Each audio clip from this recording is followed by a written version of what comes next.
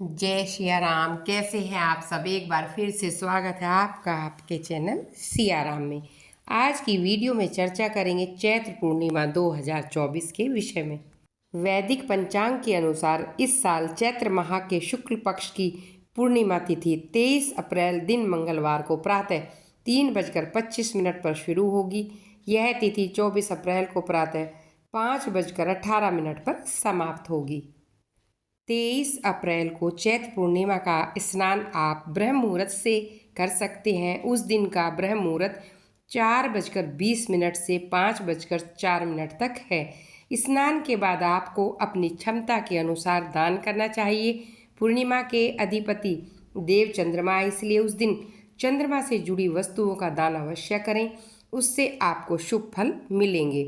इस बार चैत्र पूर्णिमा के दिन ब्रज योग और चित्रा नक्षत्र है। उस दिन वज्र योग प्रातःकाल से लेकर अगले दिन 24 अप्रैल को 5:47 तक है। वहीं चित्रा नक्षत्र प्रातःकाल से लेकर रात्रि 10:32 तक है। उसके बाद से स्वाति नक्षत्र और व्रज योग के बाद सिद्धि योग बनेगा। चैत्र पूर्णिमा के दिन का शुभ समय यानी अभिजीत मुहूर्त 11:53 से दोपहर 12:46 तक है। इस समय में आप कोई भी शुभ कार्य कर सकते हैं।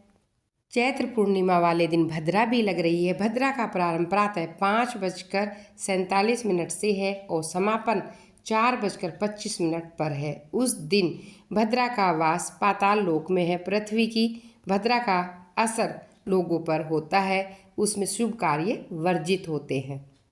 पौराणिक कथाओं के अनुसार वीर हनुमान जी का जन्म चैत्र पूर्णिमा तिथि को हुआ था। इसी वजह से हर साल चैत्र पूर्णिमा पर हनुमान जयंती मनाते हैं। हनुमान जी के जन्म की मधुर बेला पर विधि विधान से पूजा करने का, नदी पवित्र कुंड में स्नान करने का, व्रत और कथा करने से भगवान बजरंगबली का आशीष प्रताप होता है। आइए सुनते हैं व्रत कथा। किसी नगर में एक सेठ और सेठानी रहते थे। सेठानी प्रतिदिन श्री हरि भगवान विष्णु की पूरी श्रद्धा से पूजा करती, लेकिन उसको पूजा करने से उसके पति यानी सेठ को बिल्कुल भी अच्छा नहीं लगता था। इसी कारण सेठ ने एक दिन अपनी पत्नी को घर से निकाल दिया। घर से निकल जाने के बाद सेठानी जंगल की तरफ निकल पड़ी। रास्ते में जाते समय सेठानी ने जंगल में 4 आदमी को देखा जो मिट्टी खोद रहे थे। तब सेठानी उस आदमी के पास गई और उन लोगों से कहा, कृपया आप मुझे किसी काम पर रख लो। इसके बाद चारों आदमी ने सेठानी को नौकरी पर रख लिया। सेठानी के हाथ पांव बहुत ही कोमल थे, इस वजह से काम करते करते उसके हाथों में छाले पड़ गए। सेठानी के हाथों को देखकर वे बोले, तुम किसी अच्छे खानदान की लगती हो, इसी वजह से तुम्हारे हाथों में छाले पड़ गए हैं। फिर वे सेठानी को अपने घर ले जाते हैं। वहाँ चारों आदमी हर दिन 4 मुट्ठी चावल लाते हैं और आपस में बांट कर उसे खा लेते हैं। ये देखकर सेठानी को बहुत बुरा लगा। अगले दिन सेठानी ने चारों से कहा, सुनो भाई, तुम लोग कल से 4 मुट्ठी की जगह 8 मुट्ठी चावल लेकर आना। सेठानी ने कहे के अनुसार चारों आदमी अगले दिन 8 मुट्ठी चावल लेकर आते हैं। उस चावल को सेठानी ने पकाकर सबसे पहले भगवान विष्णु को भोग लगाया और फिर चारों आदमी को भोजन परोस दिया। आदमी ने उस भोग को खाए बिना ही कह दिया, बहुत स्वादिष्ट है। वह बोली, भाई पहले खाकर तो देखो। उन्होंने खाया और उन्होंने फिर से कहा, बहुत स्वादिष्ट है। उन्होंने सेठानी से कहा, बहन आज जो तुमने खाना बनाया वह ऐसा है कि हमने आज तक खाना नहीं खाया।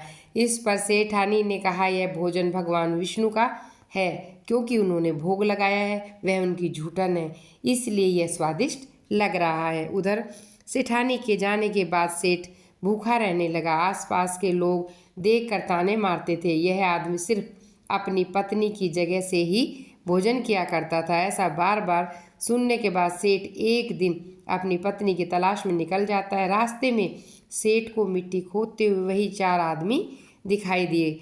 उसको देखकर, सुनो भाई, क्या तुम्हें यहाँ मुझे काम पर रख सकते हो? तब चारों आदमी ने कहा, ठीक है, रख लेंगे। उन्होंने मिट्टी खोदनी शुरू की। उनके भी हाथ में छाले पड़ जाते हैं, यहाँ तक कि बाल भी उड़ गए। यह देखकर चारों आदमी सेठ पर दया आती है और कहा, सुनो भाई, तुम इस काम को छोड़ दो।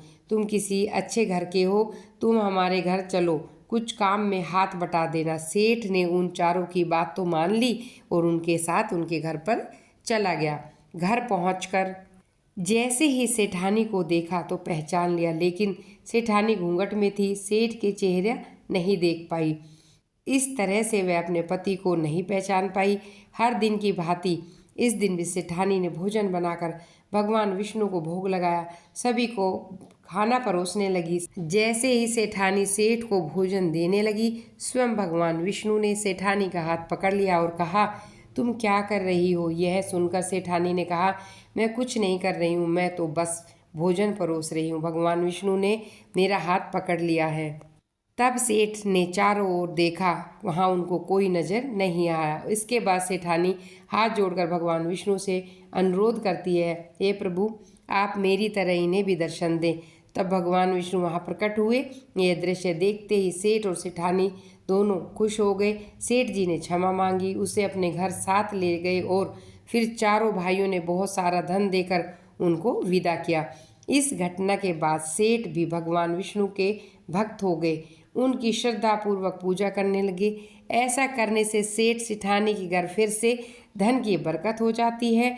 तभी से ऐसी मान्यता है कि चैत्र पूर्णिमा के दिन व्रत रखने से हनुमान जी के साथ भगवान राम और माता सीता की भी कृपा प्राप्त हो जाती है। विष्णु भगवान की जय।